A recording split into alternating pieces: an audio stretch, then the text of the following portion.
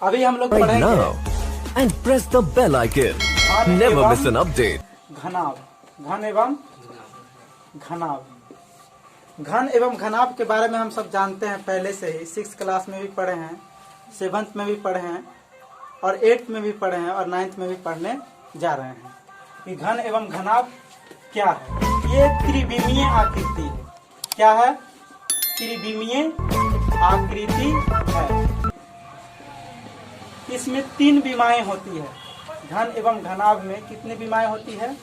3 विमाएं होती है। पहला लंबाई, दूसरा चौड़ाई और तीसरा ऊंचाई। तीनों विमाएं होती है। एक होता है लंबाई, दूसरा होता है चौड़ाई और तीसरा होता है ऊंचाई। ये हम लोग पहले से जानते हैं। लंबाई को L से इंडिकेट किया जाता है, चौड़ाई को B से इंडिकेट किया जाता है और ऊंचाई को S से इंडिकेट किया जाता है। जैसे यहाँ पे देखते हैं, उदाहरण के तौर पे ईंट को देखा है लोग ना। ईंट जो है घनाभ की आकृति का होता है। माचिस का जो डिब्बा होता है वो भी घनाभ की आकृति का होता है। हम लोग जिस घर में रहते हैं, जैसे कमरा हो गया या हॉल हो गया, वो भी घनाभ के आकार का ही होता है। हमारा रूम जो है वो 3 डायमेंशनल होता है, त्रिविमीय आकृति होता है, जिसमें लंबाई भी होता है, चौड़ाई भी होता है और ऊंचाई भी होता है। चलो आओ हम लेते हैं, सपोज डेट मान लेते हैं हम एक ईंट लेते हैं। क्या लेते हैं? ईंट लेते हैं। यहाँ पे हम ईंट बना देते हैं।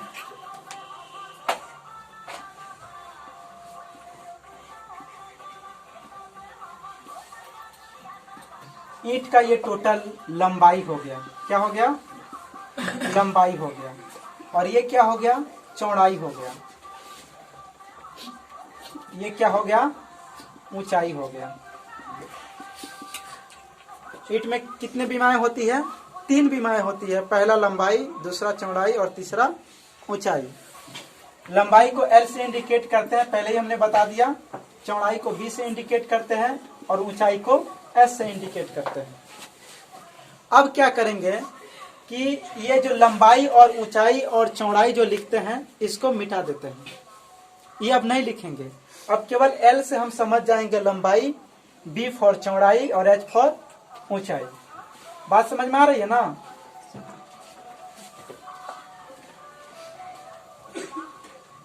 L फॉर लंबाई, B फॉर चौड़ाई और H फॉर ऊंचाई। हम आप लोगों से पूछना चाहते हैं कि बताए जरा इसमें कि लंबाई कितना है, चौड़ाई कितना है, ऊंचाई कितना है। पहला लंबाई का जो इसमें किनारा है ये 4 है। कितना है? 4। 1 2 3 और ये 4। कितने लंबाई है? 4 लंबाई है। और चारों लंबाई जो है वो इक्वल है। क्या है? इक्वल है, यानी कि बराबर है। ये L है, ये भी L है, ये भी L है और ये भी L है। 4 लंबाई हुआ। चौड़ाई कितना हुआ? 1 2 3 और 4। 4 चौड़ाई है। B B B and B। कितने चौड़ाई हुए? 4 चौड़ाई हुए। ऊंचाई कितना है? 1 2 3 और 4। ऊंचाई कितना हुआ? 4। H ये भी है, H ये भी है, H ये भी है और H ये भी है। इस प्रकार से हम पाते हैं कि एक घनाभ में कुल कितना किनारा होता है? 4 लंबाई, 4 चौड़ाई और 4 ऊंचाई। कुल मिलाकर के 12 किनारे होते हैं। तो किनारा की संख्या कितना हो गया? 12। कितना हुआ? 12। एक घनाभ में कुल किनारों की संख्या 12 होती है। और जो है शीर्ष कितना होता है? तो शीर्ष देखें, 1 2 3 4 5 6 7 और 8। शीर्ष कितने होते हैं? 8 होते हैं। एक घनाभ में कितने शीर्ष होते हैं? 8 होते हैं। अब बारी आया सतह का कि इसमें सतह कितना होता है। तो घनाभ में 6 सतह होते हैं। पहला नीचे वाला, दूसरा ऊपर वाला, तीसरा बाएं साइड, चौथा दाएं साइड, पांचवा बैक साइड और छठा जो है वो इन फ्रंट साइड है, ये सामने का सतह है। आ रहा है समझ में ना। एक घनाभ में 6 सतह होते हैं। पहला ऊपर का सतह, दूसरा नीचे का सतह, तीसरा बाएं का सतह, चौथा दाएं का सतह, पांचवा बैक का सतह और छठा सामने का सतह। कुल सतह कितने होते हैं? 6 होते हैं। इसको हम दूसरे फिगर में समझाएंगे। यहाँ समझाते हैं सतह के बारे में। एक घनाभ बनाते हैं और इसका एक नाम देते हैं। घनाभ का नाम दे देते हैं A, B, C, D, E, F, G और H। पहला सतह नीचे से शुरू करते हैं। तो पहला सतह जो नीचे का है, सतह 1, वो कौन सा है? E, F, G, H। E, F, G, H। सतह 1 जिसको हम पहला सतह मानते हैं, वो नीचे का है E, F, G, H। दूसरा सतह, सतह संख्या 2, सतह संख्या 2 जो हम ऊपर लेते हैं, ऊपर वाला सतह लेते हैं, वो होगा A, B, C और D। A, B, C, D द्वारा जो सतह बनेगा वो ऊपर वाला सतह होगा। कौन सतह होगा? ऊपर वाला सतह होगा। अब लेते हैं बाएं साइड का सतह, सतह संख्या 3, सतह संख्या 3। तो 3 में है A, D, F, E। क्या है? A, D, F, E। A, D, F और E। ये हो गया बाएं का सतह। अब लेंगे दाएं का सतह, सतह संख्या 4। कौन लेते हैं? दाएं का सतह B, C, G, H। B, C, G और H। ऊपर नीचे का सतह हो गया, दाएं बाएं का सतह हो गया। अब ले रहे हैं बैक का सतह, यानी कि पीछे का सतह। वो है A, B, H, E। क्या है? A, B, H, E। सतह संख्या 5। A, B, H और E। ये हो गया बैक का सतह, पीछे का सतह। अभी तक कितने सतह हुए? 5 सतह हुए। अब लेते हैं इन फ्रंट फेस, सामने का सतह जो हमारे सामने है, सतह संख्या 6, सतह संख्या 6। ये सतह है D, C, G, F। D, C, G और F। कितने सतह हुए? 6 सतह हुए। कितने सतह हुए? 6। तो एक घनाभ में कुल मिलाकर के 12 किनारे होते हैं, 8 शीर्ष होते हैं और 6 सतह होते हैं। चलो अब हम ये तो सतह के बारे में जान लिए। अब हम जानते हैं किनारा के बारे में। कौन कौन किनारा है? तो किनारा लेते हैं हम लंबाई का भाग। कौन सा वाला भाग? लंबाई वाला भाग। तो लंबाई वाला भाग में आता है, पहला है AB। क्या है?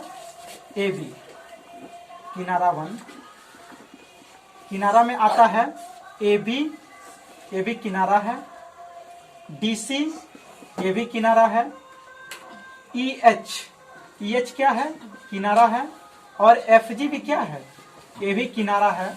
लेकिन याद रखें कि AB, DC, EH और FG ये जो किनारा है, ये लंबाई का किनारा है। किस चीज का किनारा है? लंबाई का किनारा है। अब हम जानते हैं किनारा चौड़ाई वाला। कौन वाला? चौड़ाई वाला किनारा।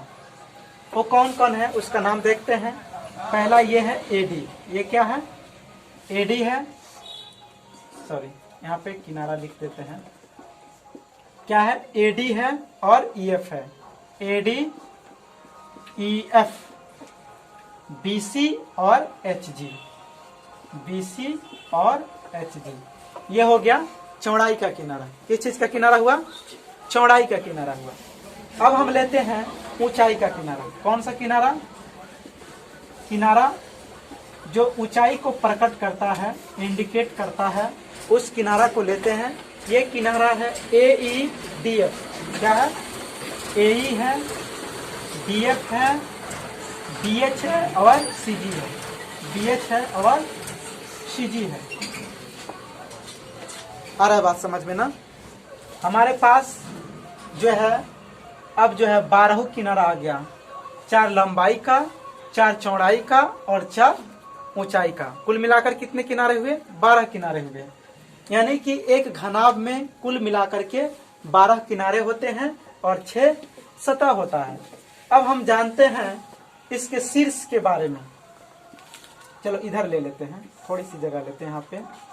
शीर्ष के बारे में तो शीर्ष क्या है? एक बिंदु होता है, कॉर्नर होता है, जहां पे वह जो है उस आकृति का सबसे अंतिम बिंदु होता है। ठीक है, तो यहाँ पे 8 शीर्ष होते हैं। कितने शीर्ष होते हैं? 8 शीर्ष। कौन कौन है? एक शीर्ष ए है, दूसरा बी है, तीसरा सी है, चौथा डी है, पांचवा ई, छठा एफ, सातवां जी और 8वां एच। कुल मिलाकर कितने शीर्ष हुए? 8 शीर्ष हुए।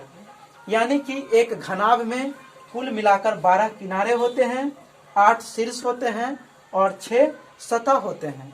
सतह को कभी कभी फलक भी कहा जाता है या पृष्ठ भी कहा जाता है। सतह को पृष्ठ, फलक और जो है सतह या फेस इंग्लिश में बोला जाता है। किनारा को जो है साइड बोला जाता है। तो कुल मिलाकर कितने किनारे हुए?